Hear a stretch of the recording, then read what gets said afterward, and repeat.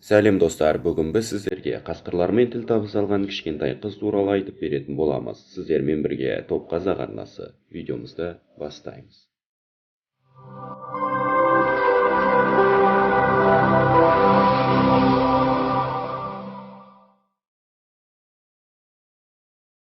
Бұл оқиға көптеген интернет қолданушылардың арасында кеңінен талқыланады, және де оны Мауглидің өміріне ұқсастырғандар көп болды. Қыз қасқырлармен бірге 3 жастан бастап 5 жыл бірге өмір сүріп келеді дейді әкесі. Боа, қыздың есімі. Өлтіріктермен бірге өскен оларды менің сүйкімді тістері үлкен бауырларым деп атайды. Бірақ кішкентай кәріс қызы бауырларының оны ауыртып алу мүмкіндігін жақсы біледі. Сол себепті оларға тамақ бергенде барынша сақ болуға тырысады.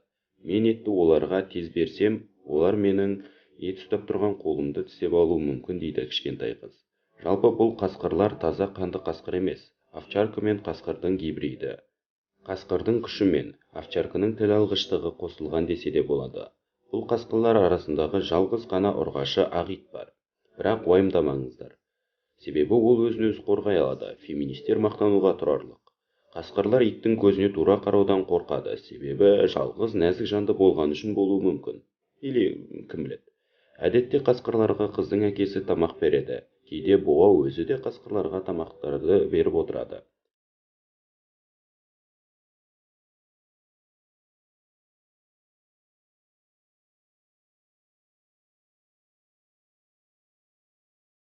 Ал мына жерде Боаны оның қасқыр ағаларының бірі шанаға салып ойнатып жүргені бар.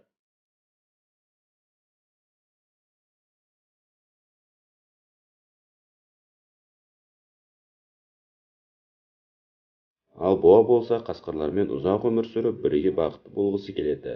Бізде қыз аман-есен бой жетіп, және оның бауырлары да оның қорғаушысы болады деп үміттенеміз, әне жеп қояды деп.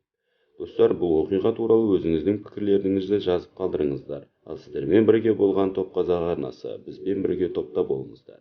Сау болыңыздар.